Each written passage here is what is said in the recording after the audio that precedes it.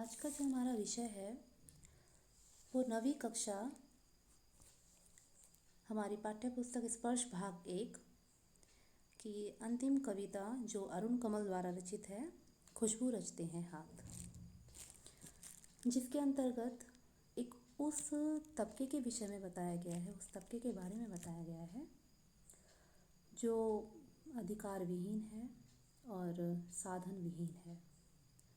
तो उनके लिए क्या ध्यान देने की हमें आवश्यकता है, या उस तबके के तरफ कवि ने ध्यान आकर्षित करने का हमारा ध्यान उस ओर भी जाए, हम उनके बारे में भी सोचें। यही प्रयास जो है वो अरुण कमल ने इस कविता के माध्यम से किया है। तो फिर शुरू करते हैं। खुशबू रचते हैं हाथ। इस कविता के शीर्षक से हमें ये भी पता चलता है कि जो हाथ खुशबू रच रहे हैं, जो हाथ खुशबू का निर्माण कर रहे हैं, असल में उन हाथों के जो व्यक्ति हैं वो किस परिस्थिति में जीवन व्यतीत कर रहे हैं, ये भी इसमें प्रकाश इसमें डाला गया है कवि के माध्यम से। जो खुशबू हमें प्राप्त होती है उनके द्वारा बनाए गए अगरबत्तियों से, जो जिनका इस्तेमाल हम पूजा पाठ में करते हैं। तो लेकिन उन अगरबत्तियों को बनाने वाले हाथ कितने बेबस हैं, कितने वो व्यक्ति बुरी परिस्थितियों में जीने के लिए विवश है। कुछ यही बात जो है ये कविता कहती है, इस कविता के माध्यम से कवि कहते हैं।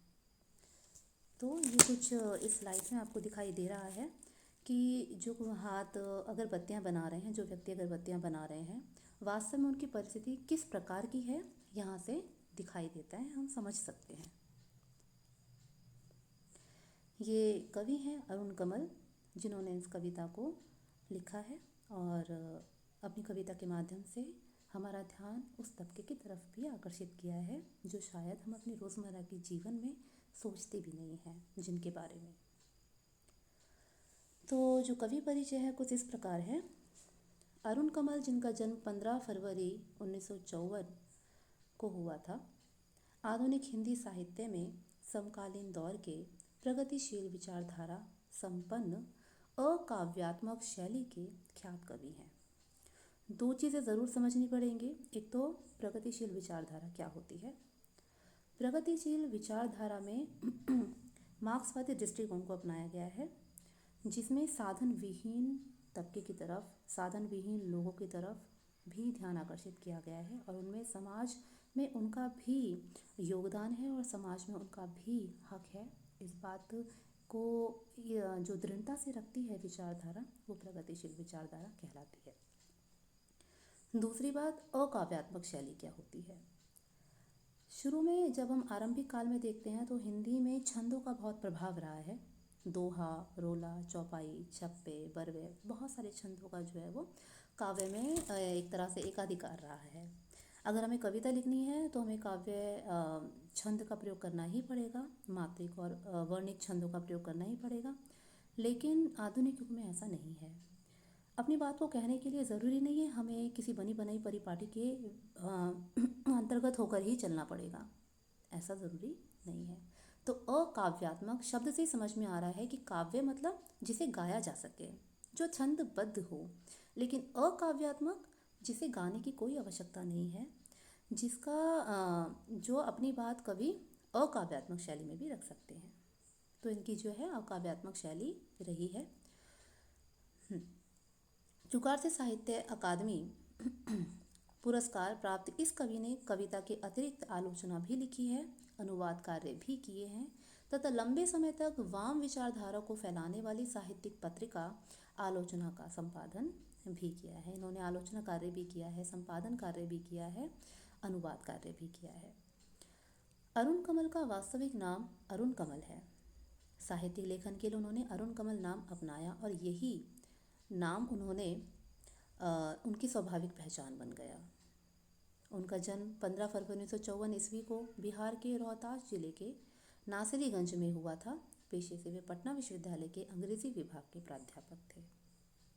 तो ये कुछ उनका परिचय है जिसको जानना भी आवश्यक है, क्योंकि हमारी विचारधारा का ही प्रभाव जो है हमारे लेखन पर पड़ता है। व्यक्ति सोचे कुछ और लिखे कुछ और, ऐसा कभी नहीं होता। जो हम सोचते हैं वही हम लिखते हैं और वही विचारधारा जो है हमारे पढ़ने वाले जो है पाठक तक जाती है। कविता का सार। खुशबू रचते हैं हाथ में, कवि ने हमारा ध्यान समाज के उपेक्षित वर्ग की ओर खींचने का प्रयास किया है। ये अगरबत्ती बनाने वाले लोग हैं जो कि हमारी ज़िंदगी को खुशबूदार बनाकर खुद गंदगी में जीवन बसर कर रहे हैं और उसी को जीने के लिए मजबूर भी हैं। वे नालियों के बीच कूड़े करकट के ढेरों में रहकर अगरबत्ती बनाने का काम अपने हाथों से करते हैं। यहाँ कवि ने कई प्रकार के हाथों का जिक्र किया है। किस प्रकार के हाथों का जिक्र किया है? सभी प्रकार के, सभी उम्र दराज, बचपन के हाथ, जवानी में, सारी परिस्थितियों को उन्होंने यहाँ पर हमारे सामने लाकर रखा है, जो कि मूलतः बनाने वालों की उम्र को दिखाने के लिए किया गया है। लोगों ने जीवन में सुगंध बिखेरने वाले हाथ भयावह स्थितियों में अपना जीवन बिताने पर मजबूर हैं। क्या विडंबना है कि खुशबू रचने वाले ये हाथ दूर दराज के सबसे गंदे और बदबूदार इलाकों में जीवन बिता रहे हैं। दूसरों को खुशबू प्रदान करने वाले हाथ खुद की कैसी परिस्थिति में जीवन जी रहे हैं, वही इस कविता में बताया गया है। उनकी खुद की जो परिस्थिति है वो कितनी भयावह है, इस कविता को पढ़कर समझ में आता है। और यही कवि का जो है वो मूल उद्देश्य है, उस बात को, उस परिस्थिति को हमारे तक पहुंचाना, हमें थोड़ा सा चिंतन के लिए विवश करना कि क्या समाज में हम जो जीवन व्यतीत कर रहे हैं, क्या दूसरे का भी एक व्यक्ति होते हुए वही अधिकार नहीं है? क्या उसको भी एक परिपूर्ण परिस्थिति में जीवन का अधिकार नहीं है? यही सब प्रश्न जो है वो ये कविता हमारे सामने लाकर खड़ा करती है। नई गलियों के बीच, कई नालों के पार, कूड़े करकट के ढेरों के बाद, बदबू से फटते जाते इस टोले के अंदर, खुशबू रचते हैं हाथ, खुशबू रचते हैं हाथ। कहाँ रह रहे हैं? कई गलियों के बीच, कई नालों के पार, नाले जहाँ पर गंदा पानी बहता है, जहाँ पर हमेशा बदबू का जो समावेश रहता है, उन नालों के भी पार जहाँ पर कूड़े करकट के ढेर होते हैं और बदबू से, जहाँ पर बहुत से बदबू से लोग विवश हो जाते हैं, फटते जाते हैं इस टोले के अंदर। टोला मतलब होता है छोटी छोटी बस्तियाँ, जहाँ पर बहुत छोटे छोटे घरों में लोग रहते हैं, बहुत छोटी सी बस्तियाँ। तो इस तरह के वातावरण में, गंदगी के बीच में, नालों वाली जगह पर जहाँ पर बहुत बदबू है, ढेर है कूड़े करकट के, ऐसी परिस्थिति में छोटी छोटी बस्तियों में खुशबू रच रहे हैं हाथ, खुशबू रच रहे हैं हाथ। रचना मतलब क्रिएट करना, बनाना, उत्पत्ति करना।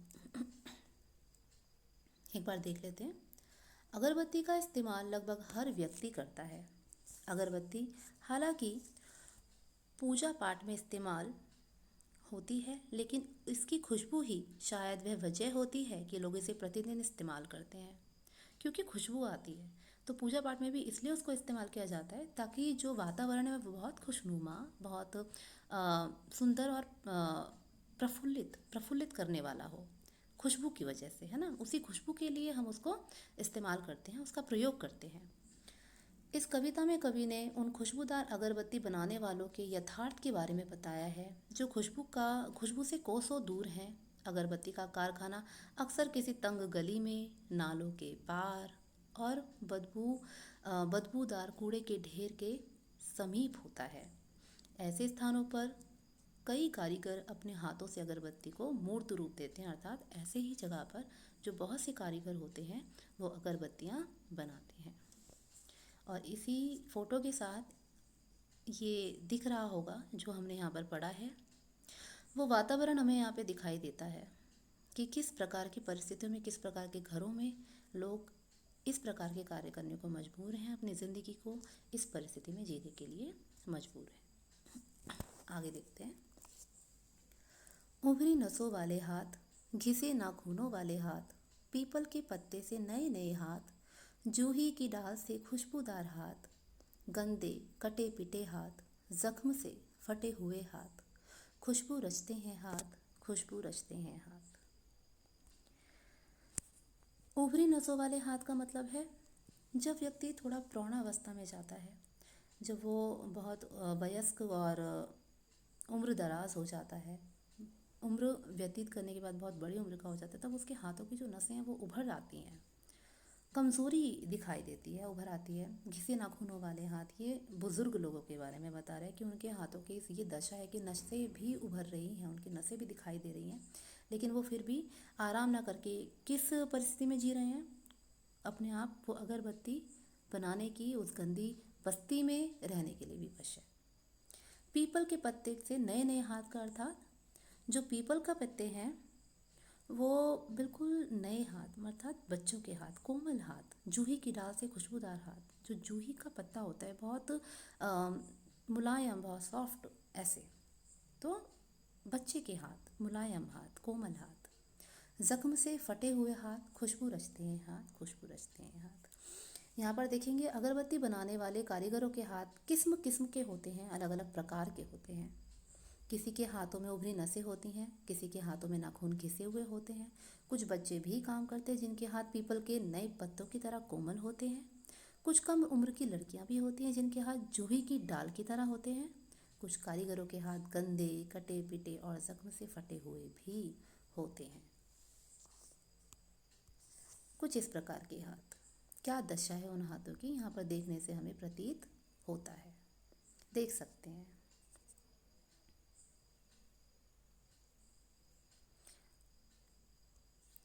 नेक्स्ट, यहीं इस गली में बनती हैं मुल्क की मशहूर अगरबत्तियाँ।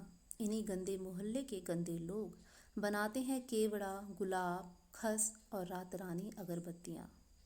दुनिया की सारी गंदगी के बीच दुनिया की सारी खुशबू रचते रहते हैं हाथ, खुशबू रचते हैं हाथ, खुशबू रचते हैं हाथ। अब कवि कह रहे हैं कि यहीं पर बनती हैं, इसी गली में बनती हैं मुल्क की, पूरे देश की मशहूर अगरबत्तियाँ। मशहूर मतलब फेमस, जो दूर दूर तक जिनकी प्रशंसा हो, कि मशहूर अगरबत्तियाँ पूरे देश की यहीं बनती हैं, इसी गंदगी के बीच बनती हैं, इसी भयावह परिस्थिति के बीच बनती हैं। जो हमें खुशबू और एक मनोरम वातावरण प्रदान करती हैं वो इसी गंदगी के बीच उत्पन्न होती हैं। ये लोग उत्पन्न करते हैं, लेकिन लोगों की जो परिस्थिति है वो बहुत दयनीय है। इन्हीं गंदे मोहल्ले के गंदे लोग बनाते हैं केवड़ा, गुलाब, खस और रात रानी अगरबत्तियाँ। ये कुछ प्रकार हैं केवड़े की खुशबू का, गुलाब की खुशबू, रात रानी की और खस की। इसे इतने इतने प्रकार की अगरबत्तियाँ बनाते हैं, लेकिन इन्हीं गंदे मोहल्लों में बनती हैं, यही मजबूर लोग बनाते हैं। दुनिया की सारी गंदगी के बीच दुनिया की सारी खुशबू रचते रहते हैं हाथ। इतनी गंदगी के बीच दुनिया की सारी खुशबू हाथ रच रहे हैं, और उन्हीं हाथों के बारे में कोई भी सोचने के लिए प्रतिबद्ध नहीं है, कोई भी सोचना नहीं चाहता, कोई परेशान भी नहीं होना चाहता। एक बार फिर देख लेते हैं।